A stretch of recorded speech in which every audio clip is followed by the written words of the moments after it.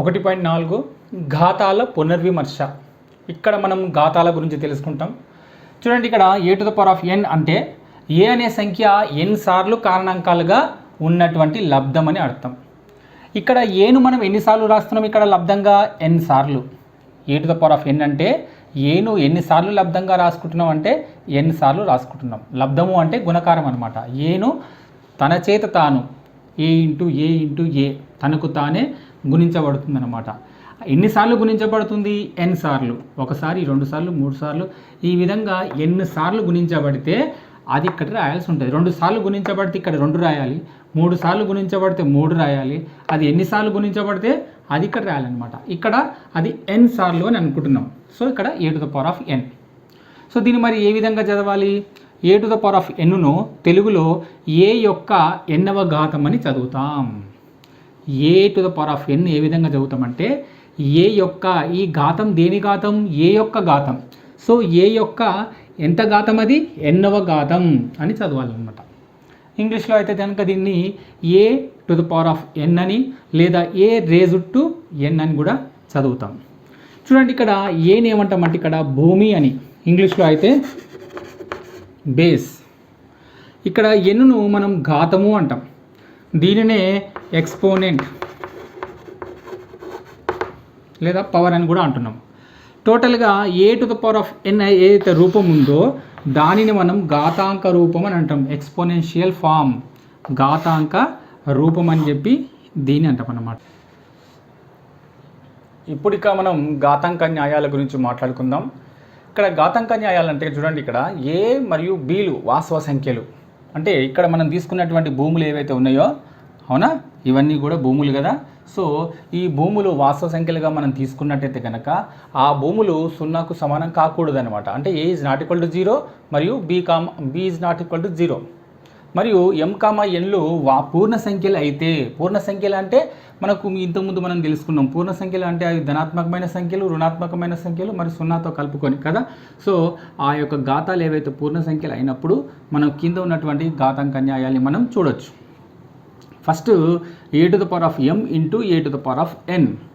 ఇక్కడ 2 భూములు చూడండి, ఇక్కడ 2 కూడా సమానంగా ఉన్నాయి. a 2 భూములు సమానంగా ఉన్నప్పుడు ఆ 2 ఒకదానికొకటి గుణించుకుంటున్నప్పుడు వాటి పైన ఉన్నటువంటి ఘాతాల్ని మనం ఏం చేయాలి? ఇక్కడ కూడాలి.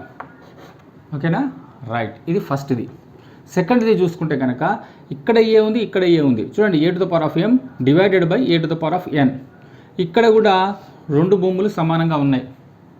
అలాంటి సందర్భంలో మనం ఏం చేయాలంటే ఇక్కడ లబ్ధంలో ఉంది, ఇక్కడ భాగహారంలో ఉంది కదా. హారం వైపు ఉన్నటువంటి ఏదైతే ఘాతం ఉందో అది లవం వైపుకు తీసుకెళ్తే కనుక దీనికి ఉన్నటువంటి గుర్తు ఏదైతే ఉంటుందో ప్లస్ ఉంటే కనుక మైనస్ అవుతుంది, మైనస్ ఏమో ప్లస్ అవుతుంది. సంకలన విలోమం చెందుతుంది అన్నమాట. చూడండి, a⁴m ఇక్కడ కింద ఉన్నటువంటి ప్లస్ n ఏమవుతుంది? ఇది దీనిపైకి వచ్చేసి మైనస్ n అవుతుంది అనమాట. ఓకే, లేదు ఇది కింది తీసుకురావాలనుకుంటే కనుక ప్లస్ m అనేది కిందికి వచ్చి మైనస్ m అవుతుంది. లేదా కిందిది పైకి వెళ్ళాలనుకుంటే ప్లస్ n అనేది పైకి వచ్చి మైనస్ n అవుతుంది. ఓకేనా? రైట్. అంటే ఏం లేదు, ఆ లవంలో ఉన్నది హారం వైపు వచ్చినా, హారంలో ఉన్నది లవం వైపు వచ్చినా మారేది ఘాతాల యొక్క గుర్తులు. ప్లస్ అనేది మైనస్, మైనస్ అనేది ప్లస్గా మారిపోతుంది. నెక్స్ట్ థర్డ్ వన్ చూద్దాం. a b ఈ 2 కూడా లబ్ధంలో ఉన్నాయి. ఎందులో ఉన్నాయి? లబ్ధంలో ఉన్నాయి. ఆ రెండింటికి కూడా ఘాతం m. So m. So m అనేది aకు వర్తిస్తుంది మరియు b కూడా వర్తిస్తుంది కదా. So a⁴m into b⁴m. ఇది మూడవది. నెక్స్ట్ నాలుగవది. ఇది లబ్ధంలో ఉంది, ఇదేమో భాగాహారంలో ఉంది. సో ఏం లేదు, ఇక్కడ వర్తించింది, ఇక్కడ కూడా వర్తిస్తుంది. a⁴m రాసుకోవాలి, b⁴m రాసుకోవాలి. కాకపోతే ఇక్కడ లబ్ధంలో ఉన్నది, ఇక్కడ భాగాహారంలో ఉంది, తేడా ఏం లేదు. So a⁴m divided by b⁴m. Next ఐదవది a⁴m⁴n. దీనికి ఘాతం ఇది, ఈ మొత్తానికి ఘాతం అది. సో ఈ 2 ఘాతాన్ని మనం ఏం చేయాలంటే ఇంటూ చేయాలి. a⁴mn. ఓకే, ఇది ఇంకొకటి. నెక్స్ట్ ఆరవది. ఇది కొంచెం ఇంపార్టెంట్, వినండి. ఇది a⁴0 = 1. ఇక్కడ ఏ అనేటువంటిది మా ఇంటిది, ఇక్కడ ఏదైనా ఒక వాస్తవ సంఖ్య. అంటే ఇక్కడ మీరు ఏ వాస్తవ సంఖ్య అయినా తీసుకోవచ్చు, 0కు తప్పించి, 0 కాకుండా ఇంకేదైనా తీసుకోండి. అలాంటి సందర్భంలో దాని విలువ ఎంత? 1. కదా. సో a⁴ ఘాతము కనుక 0 అయితే దాని విలువ ఎంత? 1. అది కండిషన్ ఏంటిది? a is not equal to 0. Next 7th one a⁻m that is equal to ఏమవుతుంది ఇక్కడ చూడండి, ఇదంతా కూడా ఎందులో ఉంది? లవంలో ఉంది. అంటే దీని హారం ఏంటిది? ఏం లేకపోతే 1 కదా, రైట్. సో ఇక్కడ లవంలో ఉన్నటువంటి ఏ విలువ అయినా సరే దాని హారంలో రాసుకుంటే, హారంలో రాసుకుందామంటే ఏమవుతుంది తెలుసా? -m అనేది హారంలోకి వస్తే, లవం నుంచి హారంలోకి వస్తే గుర్తు మారుతుంది. ఇక్కడ మనం అనుకున్నాం హారంలో నుంచి లవం పైకి వెళ్తే ప్లస్ అని ఏమైంది? -n అయింది. పై ఉన్నది కిందికి వస్తే -m కాస్త -m అవుతుంది. ఇక్కడ కూడా అంతే, -m ఇక్కడ ఉంది, కిందికి రావాలనుకుంటే -m కాస్త +m అయిపోయింది. ఓకేనా. సో a⁻−mను మనం ఏ విధంగా రాసుకోవచ్చు? 1/a⁻m రాసుకోవచ్చు. Okay, right. a⁻m/n m/n అనుకున్నప్పుడు హారం, దీని ఘాతం ఏదైతే ఉంది ఇది ఘాతం, m/n అనేటువంటిది ఈ యొక్క ఘాతం కదా. ఇక్కడ n ఏదైతే ఉందో దీన్ని మనం ఏ విధంగా రాసుకుంటాం?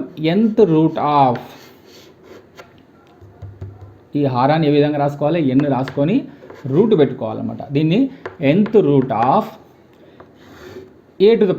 a⁻m దీనిని ఇక్కడ రాసుకొని రూట్ పెట్టుకోవాలి. తర్వాత a⁻m రాసుకోవాలి. దీన్ని ఏ విధంగా చదువుతాం? nth root of a⁻m. లేదా దీన్ని ఇంకే విధంగా చదవచ్చు? ఇక్కడ ఉన్నటువంటి ఘాతం m ఏదైతే ఉందో ఈ మొత్తానికి ఘాతం పెట్టేయచ్చు, nth రూట్ a⁻m. ఈ విధంగా కూడా మనం రాయొచ్చు. నెక్స్ట్ a⁻1/n ఇక్కడ ఉన్నది, ఇక్కడ ఉన్నది, ఇక్కడ ఏం లేదు, m ఉన్నది, ఇక్కడ m ఉన్నది, ఇక్కడ m ఉంటే ఇక్కడ 1 ఉంది అంతే. ఓకేనా. సో ఎన్నుని ఏం చేద్దాం? ఇక్కడ హారంలో ఉంది కాబట్టి దీన్ని ఇక్కడ రాసుకోవాలి. nth రూట్గా రాసుకొని ఇక్కడ ఎంత ఉంది? 1 కదా, a⁻1. 1 రాసుకున్నా రాసుకోకపోయినా 1 ఉన్నట్టే. So nth root a. ఈ విధంగా మనం ఈ ఘాతాంక న్యాయాన్ని మనం చూడవచ్చు. ఇంకొకటి ఉంది 10వది, a⁻m is equal to a⁻n. ఇక్కడ రెండు భూములు సమానంగా ఉన్నప్పుడు వాటి ఘాతాలు కూడా సమానం, అంటే m is equal to n అవుతుందన్నమాట. ఇక్కడ ఈ రెండు లబ్ధంలో ఉన్నప్పుడు కూడుకున్నాం. ఒక పాయింట్ గుర్తుపెట్టుకోండి, ఈ రెండు లబ్ధంలో ఉన్నప్పుడు కూడుకున్నాం.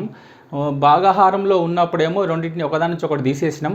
తర్వాత వాటి మధ్య సమానం అనేటువంటి గుర్తున్నప్పుడు మాత్రం ఈ యొక్క ఘాతాల్ని మాత్రం సమానం చేసుకున్నాం. ఈ 3 పాయింట్లు మనం గుర్తుపెట్టుకుంటే చాలు. ఇవి చేయండి. ఇందులో ఈ క్రింది వాణిని గణించండి అన్నాడు. మొట్టమొదటిది 2⁻1 చూద్దాం. మనం ఈ లెక్క చేసేటప్పుడు ఘాతాంక న్యాయాలు మనకు మధ్యలో ఉపయోగపడుతూ ఉంటాయి. సో ఘాతాంక న్యాయాలు ఇంతకుముందు మనం నేర్చుకున్నాం కాబట్టి మనం చేసేటప్పుడు లెక్క చేసేటప్పుడు ఏ ఘాతాంక న్యాయాన్ని మనం ఉపయోగించాలనేటువంటి విషయాన్ని మనం తెలుసుకొని లెక్క చేయాల్సి ఉంటుంది. 2⁻1 ఇక్కడ ఘాతం కనుక 1 ఉన్నట్టయితే కనుక మనకు భూమి ఏదైతే ఉందో అదే మనకు ఏమవుతుంది? ఫలితం అవుతుంది. 2⁻1 అంటే ఆన్సర్ 2. ఓకే, ఇది. సో ఒకవేళ ఇక్కడ సపోజ్ 0⁻1 ఉందనుకోండి, ఇప్పుడు దాని విలువ 0 అవుతుంది.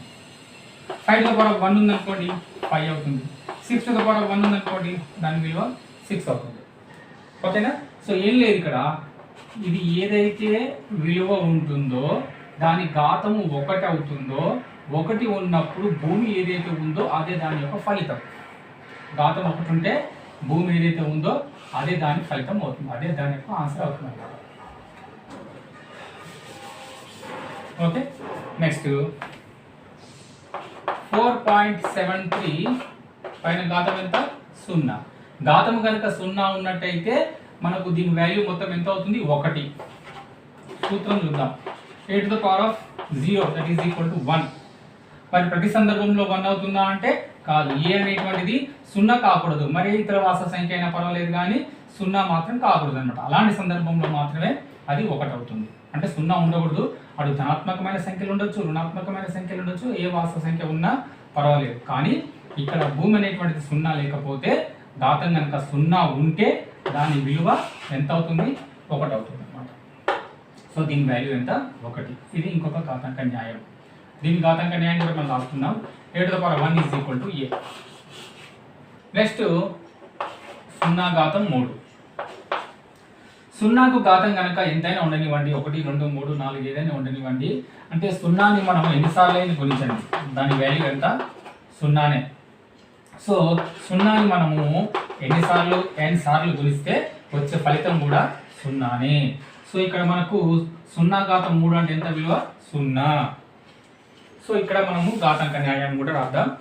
0 to the power of ఏంటిది ఇక్కడ సపోజ్ n ఉంది అనుకోండి, దాని వాల్యూ ఎంత 0. Okay right.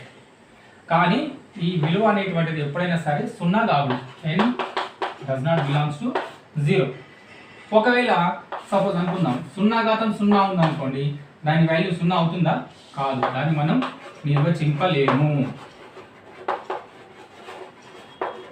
ఓకే, ఎందుకు నిర్వచింపలేము అనేది ఒక్కసారి ఇక్కడ తెలుసుకుందాం. 0/0 ఉంది అనుకుందాం.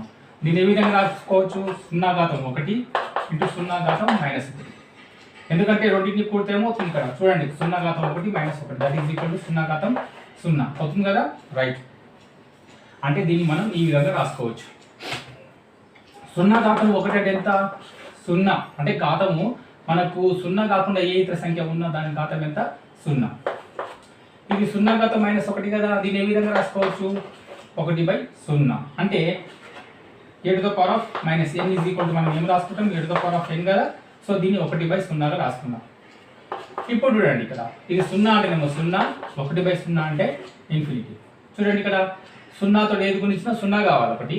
సో ఇక్కడ ఇన్ఫినిటీ ఉంది, ఇన్ఫినిటీ ఉంది ఇంటూ 0 ఉంది. సో దీని వాల్యూ మనం నిర్వచింపగలమా? నిర్వచింపలేము. ఎప్పుడైతే ఇక్కడ ఇన్ఫినిటీ వస్తుంది, ఇక్కడ ఏమో 0 వస్తుంది. ఈ రెండింటి యొక్క లబ్ధం ఏమవుతుందంటే మనం నిర్వచింపలేము. కాబట్టి 0 to the power of 0 మనం నిర్వచింపలేము. ఓకేనా. రైట్. ఇది కండిషన్.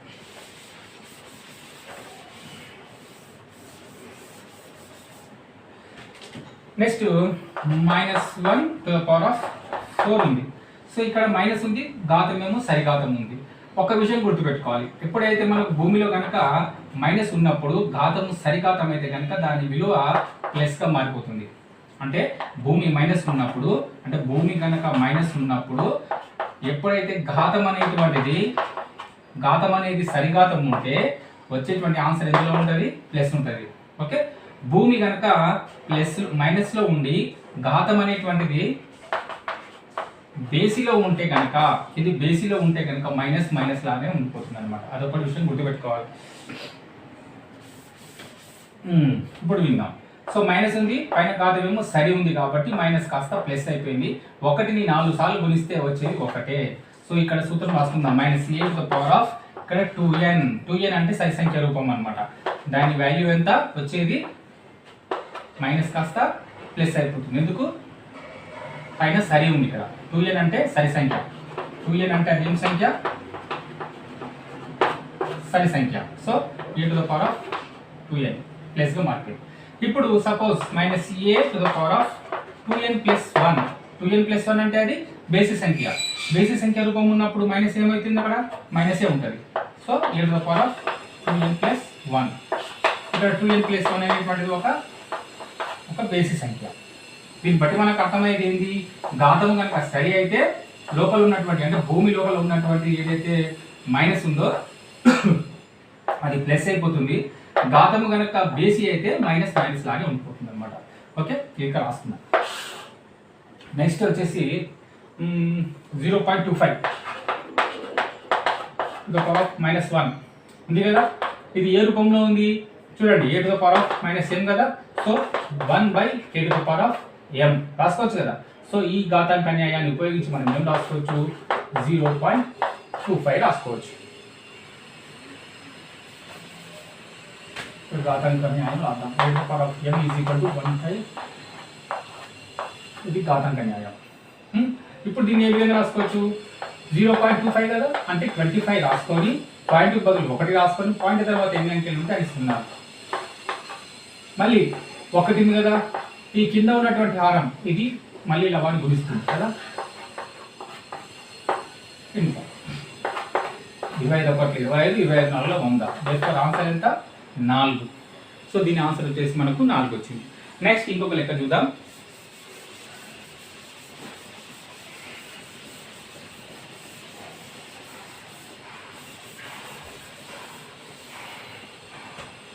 ఇది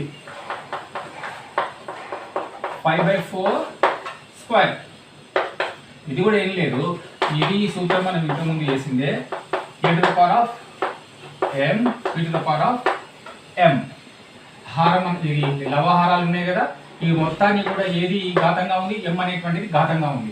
సో ఈ ఘాతం అనేది లవాన్ని మరియు మన హారాన్ని కూడా అది ఘాతంగా చేరుతుంది అనమాట. So 5 to the power of 2, ఈ ఘాతం అనేది దీనికి ఘాతంగా ఉంటుంది, ఈ ఘాతం అనేది దీనికి కూడా ఘాతంగా ఉంటుంది అన్నమాట. సో 5 5ల 25, 4 స్క్వేర్ అంటే 4 4ల 16. ఒకవేళ క్యాన్సిల్ అవుతే క్యాన్సిల్ చేయాలి, లేకపోతే అట్లే వదిలేయాలి. ఓకే, నెక్స్ట్ ఇది తీసుకుందాం. 1/4 హోల్ స్క్వేర్. ఫస్ట్ ఇది మిశ్రమ భిన్నం కాబట్టి దీన్ని అపక్రమ భిన్నంలోకి మార్చుకోవాలి. 4 1 4, 4 1 కలిపితే 5, 5/4. పైన మామూలుగా ఘాతం 2 ఉంది కాబట్టి రాసుకుందాం. ఇది కూడా ఇంతకుముందు చెప్పుకున్న సూత్రమే, a/b whole to the power of m. ఈ ఘాతం దీనికి, ఈ ఘాతం దీనికి కూడా వర్తిస్తుంది అనమాట కదా. సో ఇప్పుడు రాసేద్దాం. 5 స్క్వేర్ 4 స్క్వేర్. 5 స్క్వేర్ అంటే 25, 4 స్క్వేర్ అంటే 16. క్యాన్సిల్ అయితే క్యాన్సిల్ చేయాలి, లేకపోతే అట్లే వదిలేయాలి అనమాట. ఓకే, ఈ విధంగా మనము ఘాతాంక న్యాయాలు ఉపయోగించి మనం కొన్ని లెక్కలు కూడా చేయడం జరిగింది. నెక్స్ట్ ఇక్కడ రెండో లెక్క 10, 100, 1000, 10,000, తర్వాత 1,00,000. వీటిని ఘాత రూపంలో వ్యక్తపరచండి అన్నాడు. ఇక్కడ మనం చూడండి, ఇక్కడ ఘాత రూపము అంటే భూమి మరియు ఘాతం రూపంలో రాయాలి. ఘాతాంక రూపం అంటే భూమి మరియు ఘాతం. ఇక్కడ కనిపించేటువంటి ఈ వాస్తవ సంఖ్యలు ఏవైతే ఉన్నాయో వాటిని భూమి ఘాత రూపంలో ఏ విధంగా రాస్తాము? Simple, 10 that is equal to దీన్ని ఏ విధంగా రాసుకోవచ్చు? 10 టు ద పవర్ ఆఫ్ 1. ఘాతము కనుక 1 ఉన్నట్టయితే దాని విలువ అదే. ఏది? భూమి ఏదైతే రాసుకుంటామో అది దాని యొక్క విలువ. ఓకే, నెక్స్ట్ ఇది 100. ఇలా ఉన్నప్పుడు మనం ఏం చేద్దామంటే 10 రాసుకొని ఎన్ని సున్నాలు ఉంటే అంత ఘాతంగా రాసుకోవాలి. 3 సున్నాలు ఉన్నాయి కాబట్టి 10 రాసుకొని 3 సున్నాలు పెట్టుకోవాలి. 4 సున్నాలు ఉన్నాయి కాబట్టి 10 రాసుకొని 4 పెట్టుకోవాలి. 5 సున్నాలు ఉన్నాయి కాబట్టి 10 రాసుకొని 5 పెట్టుకోవాలి. సో ఇక్కడ మనం లెక్క పెట్టుకోవాల్సింది ఏంటిదంటే ఎన్ని సున్నాలు ఉన్నాయి? 1 2 3 4 5 సున్నాలు ఉన్నాయి కాబట్టి ఘాతం 5 రాసుకోవాలి మనం. కాకపోతే భూమి మాత్రం 10గా రాసుకోవాలన్నమాట. ఓకే, భూమిని 10గా రాసుకొని ఎన్ని సున్నాలు ఉంటే అంత మనం ఘాతంగా రాయాలన్నమాట. ఓకే, ఇది ఇందులో రెండవది 16 × 64, ఇంకొకటి 25 × 25, ఇంకొకటి 128 డివైడెడ్ బై 32. వీటిని కనిష్ట ఘాత రూపంలో వ్యక్తపరచండి అన్నాడు. సో చేద్దాం. ఒకటవది 16 × 64. 16ని ఏ విధంగా రాసుకోవచ్చు మనం? 2 × 2 × 2 × 2, 2 2 4, 4 8, 8 2 16 కదా, రైట్. నెక్స్ట్ 64ని ఏ విధంగా రాసుకోవచ్చు? 2 × 2 × 2 × 2. చూడండి ఇదంతానేమో 16 అయింది.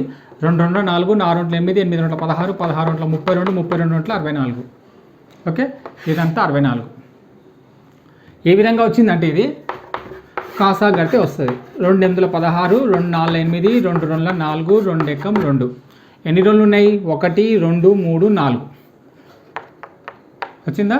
సో 64 కూడా అదే విధంగా మనం కాసా కడితే ఈ విధంగా వస్తుంది అనమాట. 2 2 4, 4 8, 8 2 16, 16 32, 32 64. ఇప్పుడు మనం ఏం చేద్దామంటే ఈ 16ని ఏ విధంగా రాసుకోవచ్చు?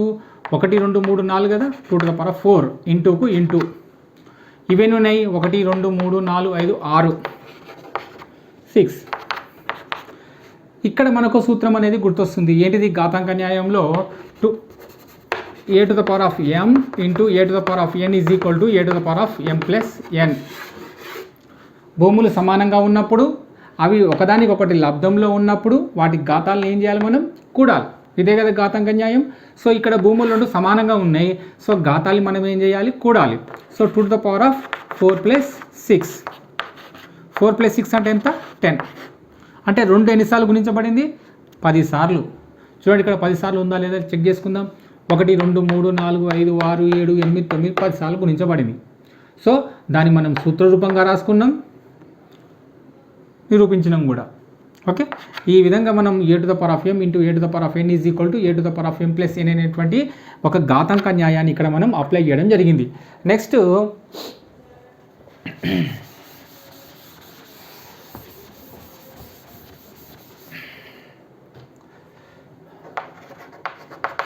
25 ఇంటూ 125, ఇది రెండవది. ఇది దీన్ని కూడా మనం ఏ విధంగా రాసుకోవచ్చు, 5 ఇంటూ 5 25. దీని ఏ విధంగా రాసుకోవచ్చు, 5 ఇంటూ 5 ఇంటూ 5 5 5 25, 25 125. ఓకేనా, రైట్. ఏ విధంగా ఇంతకుముందు మనం తీసుకున్నట్టే కాసాగ్ చేసి రాయాల్సి ఉంటుంది. సో దీని ఏ విధంగా 5 స్క్వేర్, దీని ఏ విధంగా 5 క్యూబ్. ఇది ఏ సూత్రం, a to the power of m into a to the power of n, that is equal to a to the power of m plus n, ఘాతాంక న్యాయం. సో ఈ ఘాతాంక న్యాయాన్ని ఉపయోగించి 5 to the power of ఈ యొక్క ఘాతాన్ని మనం కూడుకోవాలి. 2 + 3 5. 5 అనేటువంటిది 5 సార్లు గుణించబడింది. అవునా కాదా చూద్దాం. 1 2 3 4 5 సార్లు గుణించబడింది. సో మనం చేసినటువంటి లెక్క కరెక్ట్. ఇందులో మనం ఘాతాంక న్యాయాన్ని కూడా మనం అప్లికేషన్ చేయడం జరిగిందనమాట. నెక్స్ట్ ఎన్నోది, మూడోది 128 డివైడెడ్ బై 32. ఇది కూడా అంతే. కాకపోతే ఇక్కడ మనకు వచ్చింది ఏంటంటే డివైడెడ్ బై. ఇక్కడేమో మనం గుణకారం అనేటువంటిది తీసుకున్నాం, ఇక్కడేమో భాగారం అనేటువంటిది వస్తుంది మనకు. చూద్దాం. ఇక్కడ మనం మళ్ళీ కాసాగ్ చేద్దాం. 2 6 2 4 2 3 2 2 2 ఎక్కం 2 6 2 8 2 4 2 2. ఎన్నిసార్లు వచ్చింది, 1 2 3 4 5 6 7 సార్లు వచ్చింది. రాద్దాం. 1 2 3 4 5 6 7 సార్లు రాసుకున్నాం కదా. డివైడెడ్ బై అంటే ఈ విధంగా గుర్తుపెట్టుకొని 32 ఏ విధంగా రాసుకుంటాం, ఎన్నిసార్లు వస్తుంది 32 అంటే 2 ఎక్కం 2 6 2 8 16 2 4 8 2 2 2 ఎక్కం 1 2 3 4 5 సార్లు వస్తుంది. సో 5 సార్లు కాబట్టి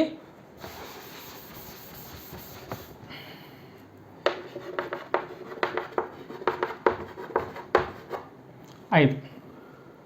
ఏం లేదు, భాగహారం అనుకున్నప్పుడు సింపుల్, ఏం లేదు. ఈ 2కు ఈ 2 క్యాన్సల్, ఈ 2కు ఈ 2 క్యాన్సల్, ఈ 2కు ఈ 2 క్యాన్సల్, ఈ 2కు ఈ 2 క్యాన్సల్, ఈ 2కు ఈ 2 క్యాన్సల్. మిగిలింది ఎంత, 2 స్క్వేర్. ఇట్లా కూడా రాసుకోవచ్చు. ఓకే. కానీ ఈ విధంగా రాసే బదులు మనం చేయాల్సిన పని ఏంటిది, అసలు ఘాతాంక న్యాయాన్ని మనం అప్లై చేయాల్సి ఉంటుంది మరి. సో ఈ విధంగా కాకుండా మనం ఘాతాంక న్యాయాన్ని ఉపయోగించి మనం చేద్దాం. సో 1 2 3 4 5 6 7 సార్లు ఉంది కాబట్టి 2 to the power of 7 divided by 1 2 3 4 5 సార్లు ఉంది. ఓకే. ఇది ఒక ఘాతాంక న్యాయాన్ని మనకు తలపిస్తుంది. ఏంది అది, a to the power of m divided by a to the power of n, that is equal to a to the power of m minus n. ఈ విధంగా చేయాలన్నమాట. డైరెక్ట్ కొట్టివేసి చేస్తే అది షార్ట్ కట్. ఇది ఘాతాంక న్యాయాన్ని ఉపయోగించి చేస్తున్నాం. సో ఇక్కడ 2 భూములు సమానంగా ఉన్నాయి. అవి పరస్పరం ఏ విధంగా ఉన్నాయి, భాగహారంలో ఉన్నాయి. భాగహారంలో ఉన్నప్పుడు ఘాతాలు ఏం చేయాలి, మనం తీసేయాలి. గుణకారంలో ఉంటే కూడుకుంటాం, భాగహారం ఉంటే కనుక తీసేస్తాం. మరి ఇప్పుడు ఏం చేయాలి, మనం తీసేయాలి. ఓకే. 7 - 5 అంటే 2, 2 ఘాతం 2. చూడండి మిగిలిందా, మిగతా అన్ని కొట్టుడు పోయినాయి. మిగిలిన మనకు 2 మిగిలినాయి. ఇదొకటి ఇదొకటి. వచ్చింది ఆన్సర్, వచ్చింది. అది 1.4.1. ఇందులో కొన్ని ఘాతాంక రూపాలని మనం పరిశీలించవచ్చు. సో ఇందులో వాడు ఇచ్చినటువంటి ఘాతాంక రూపాల్లో ఏమైనా మార్పులు ఉన్నాయా అనేది మనం ఇప్పుడు తెలుసుకోబోతున్నాం అనమాట. 2 to the power of x is equal to 4 ఇది ఇవ్వడం జరిగింది. ఇక్కడ మనం x విలువ కనుక్కోవాలంటే ఈ కింద ఇచ్చినటువంటి 2 భూముల్ని కూడా సమానమయ్యే విధంగా మనం చేసుకోవాలి. ఇక్కడ 2 ఉంటే ఇక్కడ కూడా 2 ఉండే విధంగా రాసుకుంటే మనకు x విలువ కనుక్కోవడం చాలా తేలికవుతుంది అనమాట. సో 4ను మనము ఏ విధంగా రాసుకోవచ్చు చూడండి. ఇక్కడ 2 to the power of x is equal to 2 to the power of 2 కదా. 2 స్క్వేర్ అన్నా 4 అన్నా ఒకటే. మనం చేసింది ఏంది, ఇక్కడ 2 భూములు సమానమయ్యే విధంగా రాసుకోవడం జరిగింది. అప్పుడు భూములు సమానంగా ఉన్నప్పుడు వాటి మధ్య ఈజ్ ఈక్వల్ అనేటువంటి ఒక గుర్తును మనం పెట్టినప్పుడు పైన ఉన్నటువంటి ఘాతాలు 2 కూడా సమానం అవుతాయి. So x is equal to 2. ఇది ఒక సూత్రం గుర్తొస్తుంది మనకి. ఏంటిది అది, a to the power of m is equal to a to the power of n అయితే కనుక భూములు 2 సమానం కాబట్టి వాటి ఘాతాలు ఏమవుతాయి, సమానమవుతుంది. ఇది ఘాతాంక న్యాయం ఇది కూడా. నెక్స్ట్ ఇక్కడ చూద్దాం. 3 to the power of y is equal to 81. ఇక్కడ చేసినట్టు ఇక్కడ చేద్దాం. ఇక్కడ మనం భూమి ఎంత రాసుకోవాలి? 3. ఇక్కడ 3 ఇక్కడ 3 ఉంటే కనుక y విలువ కనుక్కోవడం చాలా తేలిక అనమాట. సో ఇక్కడ 81ని మనం ఏ విధంగా రాసుకోవచ్చు? రఫ్గా చూద్దాం. ఇక్కడ 3 × 6 3 × 9 3 × 6 3 × 21 3 9 3 ముళ్ళ 3 ఎక్కం. ఎన్నిసార్లు వచ్చింది? 3 4 సార్లు. So 3 to the power of 4. అంటే భూములు రెండు సమానం కాబట్టి ఘాతాలు మనం ఏం చేసుకోవాలి? సమానం చేసుకోవాలి. y is equal to 4. ఇక్కడ మనం గుర్తుపెట్టుకోవాల్సింది ఏంటంటే ఒక్క విషయంలో కన్ఫ్యూజ్ కాకూడదు మనం. చూడండి ఇక్కడ ఫస్ట్ మనం ఏం చేసుకున్నాం? ఘాతాంక న్యాయాల్లో a to the power of m into a to the power of n అనుకున్నాం. భూములు సమానమైనప్పుడు ఘాతాలు కూడుకోవాలి అని చెప్పుకుంటాం కదా. ఎప్పుడు? ఇంటూ ఉన్నప్పుడు ఘాతాలు రెండు కూడుకోవాలి కదా. మళ్ళీ ఇంకొకటి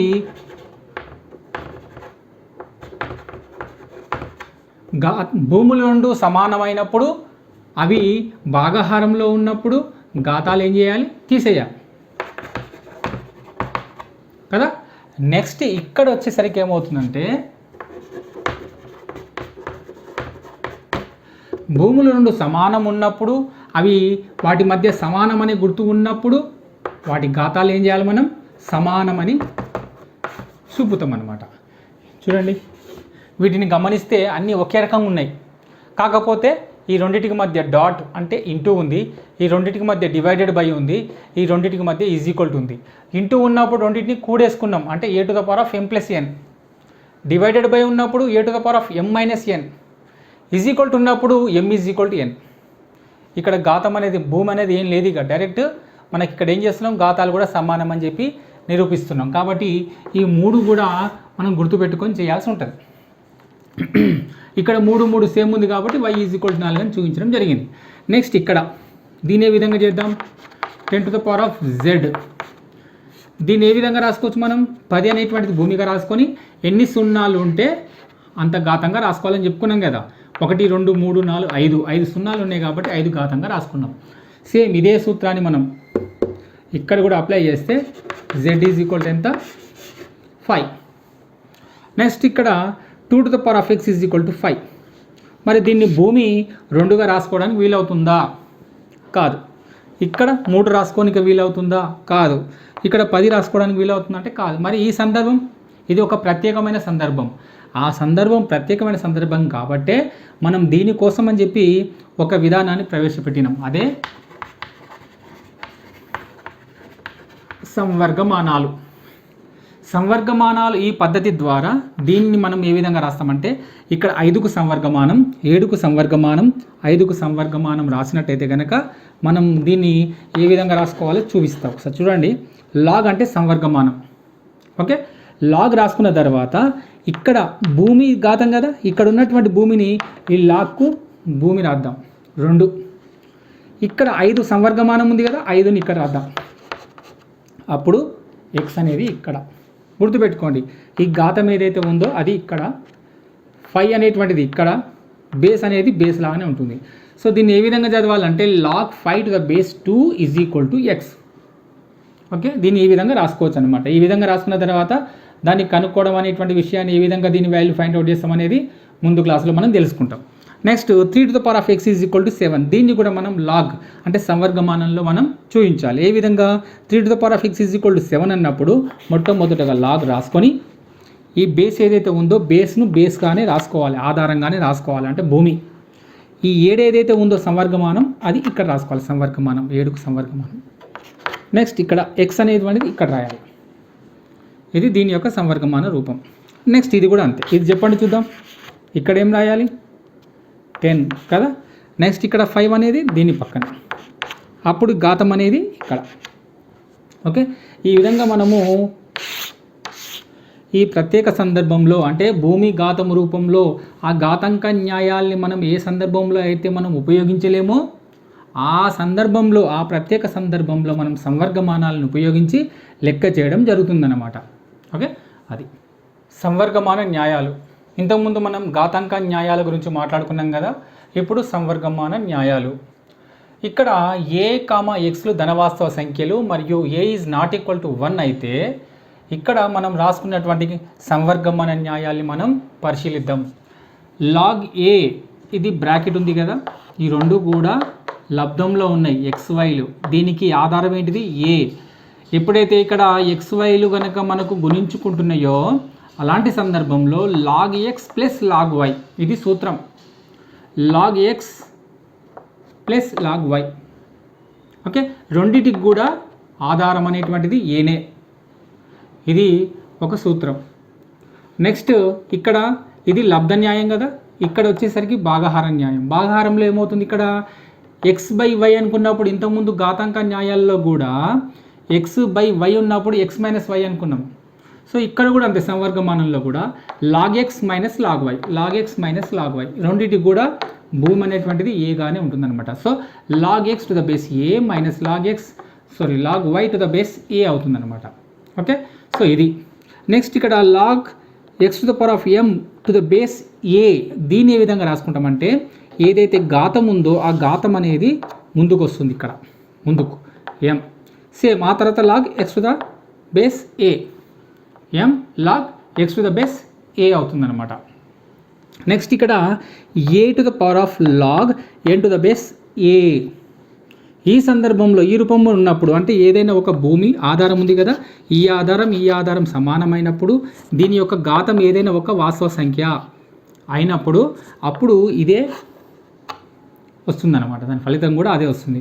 ఏ to the power of log N to the base A అయినప్పుడు దేనికైతే సంవర్గమానం కనుక్కుంటున్నామో అది దాని యొక్క ఫలిత సంఖ్య అవుతుందన్నమాట. Okay, right.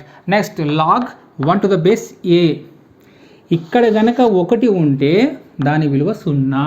నెక్స్ట్ ఇక్కడ A log A to the base A, ఈ రెండు కనుక ఈక్వల్ అయితే దాని వాల్యూ 1. ఇప్పుడు y is equal 2 to the power of X యొక్క రేఖాచిత్రం గురించి మనం మాట్లాడుకుందాం. ఇప్పుడు ఎక్స్ విలువ అంటే ఎక్స్ విలువ ఏ విధంగా పెరుగుతుందో దానికి అనుగుణంగా y విలువ కూడా పెరుగుతుంది. అదేవిధంగా ఎక్స్ విలువ ఏ విధంగా తగ్గుతూ ఉంటుందో y విలువ కూడా అదేవిధంగా క్రమంగా తగ్గుతూ ఉంటుందన్నమాట. సో ఇక్కడ ఎక్స్ మీద ఆధారపడుకుంటూ y విలువలు ఉంటాయి. సో ఇక్కడ y ఈజ్ ఈక్వల్ 2x అనేటువంటిది ఏదైతే ఇక్కడ ఈక్వేషన్ మన ఉందో, సమీకరణం ఉందో, అయితే ఈ సమీకరణం అనేటువంటిది ఏమవుతుందంటే దీని విలువ 0కు సమీపిస్తుంది. దీని విలువ 0కు సమీపిస్తుంది అనమాట నిరూపక తలం మీద మనం గ్రాఫ్ గీసుకున్నట్టయితే కనుక. కానీ 0ని అది చేరదు, 0ను సమీపిస్తుంది కానీ అది 0ను చేరదు. దీన్ని బట్టి మనం ఆ గ్రాఫ్ గీసి దీని గురించి మనం తెలుసుకుందాం. ఓకే, ఫస్ట్ ఇది ఒక గ్రాఫ్ తీసుకుందాం. 1 2 3 4 5 6 -1 -2 -3 -4 -5. చాలు, ఇక్కడ ఇది అవసరం లేదు.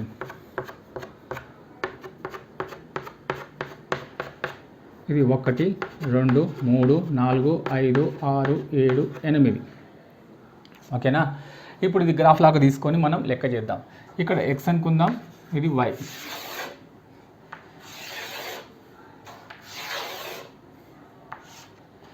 ఇక్కడ మనం ఏమనుకుందామంటే ధనాత్మకమైన సంఖ్యలు, రుణాత్మకమైన సంఖ్యలు, 0 ఇవన్నీ వచ్చేటట్టుగా మనం తీసుకుందాం. 0 -1 +1 -2 +2 -3 +3. ఓకే, అయితే x ఈజ్ ఈక్వల్ టు 0 పెట్టినప్పుడు y విలువ ఏమవుతుంది, x is equal to minus పెట్టినప్పుడు y ఈజ్ ఈక్వల్ టు ఏమవుతుంది, ఈ విధంగా మొత్తం వీటిని రాసుకుందాం. ఈ వచ్చినటువంటి విలువలతోటి మనం గ్రాఫ్ని గీద్దాం అనమాట. Okay, first x is equal to 0, x is equal to 0 అయినా y is equal to the power of x, ఇందులో x విలువని ప్రతిక్షేపించాలన్నమాట. సో అప్పుడు ఏమవుతుంది, y is equal to 2 to the power of 0. ఘాతము కనుక 0 అయితే దాని విలువ ఎంత అనుకున్నాం మనం, 1. So y is equal to ఎంత, 1. ఇక్కడ 1 రాసుకున్నాం. నెక్స్ట్ ఇప్పుడు x ఈజ్ ఈక్వల్ టు -1 అయినా y is equal 2 to the power of -1.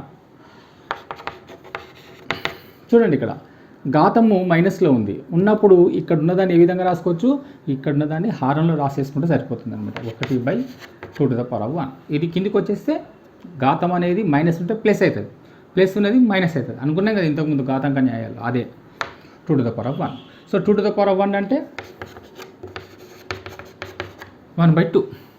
ఒకటి రాసుకున్నా రాసుకోకపోయినా పర్వాలేదు, 1/2. Next x is equal to +1, y is equal 2⁻1. Okay, 2⁻1 అనుకున్నప్పుడు ఘాతం 1 అయితే కనుక ఇది కూడా ఘాతాంక న్యాయాలు మనం చెప్పుకున్నాం. ఘాతం కనుక 1 అయితే దాని భూమే దాని ఫలితం, అదే దాని answer. So y is equal to ఎంత? 2. ఇప్పుడు -2.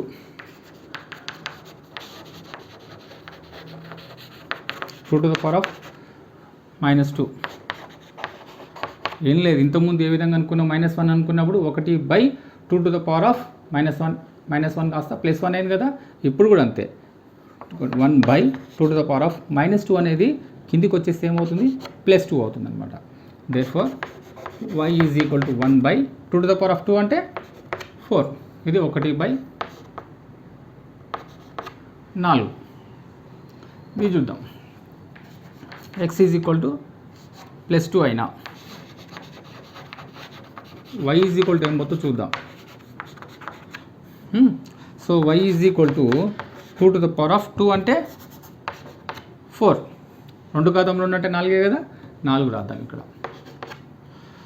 ఇప్పుడు ఈ రెండింటిని గమనించండి, -2 ఉన్నప్పుడు హారంలో ఉంది, +2 వచ్చేసరికి అది ఏమైంది, పైకి వచ్చేసింది. ఇక్కడ -1 అనుకున్నప్పుడు అది హారంలో ఉంది 2 ఆన్సరు, ఇక్కడ +1 అనేసరికి హారంలో నుంచి పైకి వచ్చింది. సో ఈ సీక్వెన్స్ని మనం గుర్తుపెట్టుకుంటే ఇది కూడా మనం ఇది చేసేసి ఇది కూడా చేయొచ్చు. x ఈజ్ ఈక్వల్ టు -3 అయినా -3 కదా, 2⁻3 అంతే కదా, -3 అనేది కిందికి వచ్చి +3 అయిపోయింది. So that is equal to y is equal to 2⁻3 అంటే 8, 1/8. ఇది ఎంత అవుతుంది చెప్పండి. ఇప్పుడు హారం అనేది పైకి వస్తుంది కదా, ఇది -3 అంటేనేమో 1/8, +3 అంటే 8.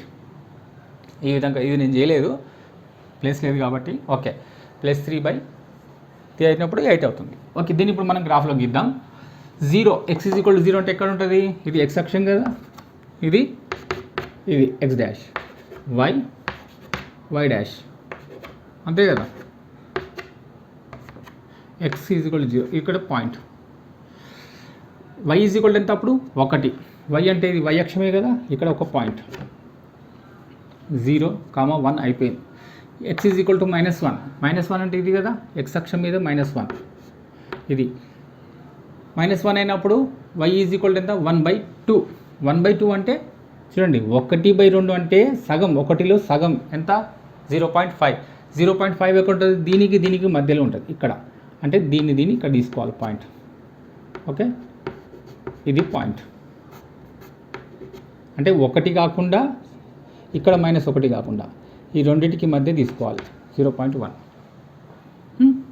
రైట్, ఇది +1, x ఈజ్ ఈక్వల్ టు +1 అంటే ఎక్కడ ఉంది, ఇక్కడ ఉంది ఇట్లా. ఓకేనా, +1. ఇది 2, y ఈజ్ ఈక్వల్ ఎంత 2 అంటే ఇది ఇట్లా తీసుకోవాలి, 1 2 కదా, y 2 తీసుకోవాలి, అంటే 2 ఎక్కడ తగులుతున్నాయి, ఇక్కడ తగులుతున్నాయి. నెక్స్ట్ -2 తీసుకుందాం. x ఈజ్ ఈక్వల్ టు -2 అంటే ఇది ఇట్లా తీసుకుంటే -2. y ఈజ్ ఈక్వల్ టు ఎంత, 1/4. 1/4 అంటే చూడండి ఇంకా చిన్నది, y ఈజ్ ఈక్వల్ టు 1/4 అంటే ఇక్కడ ఉంటుంది. ఇందులో 1/2లో సగం, 1/2లో సగం అంటే ఇక్కడ. Next +2, x is equal to +2 అయిపోయింది కదా, +2 ఇక్కడ ఉంది, x is equal +2, y is equal ఎంత 4, ఇది y ఈజ్ ఈక్వల్ 4, ఇది ఇక్కడ.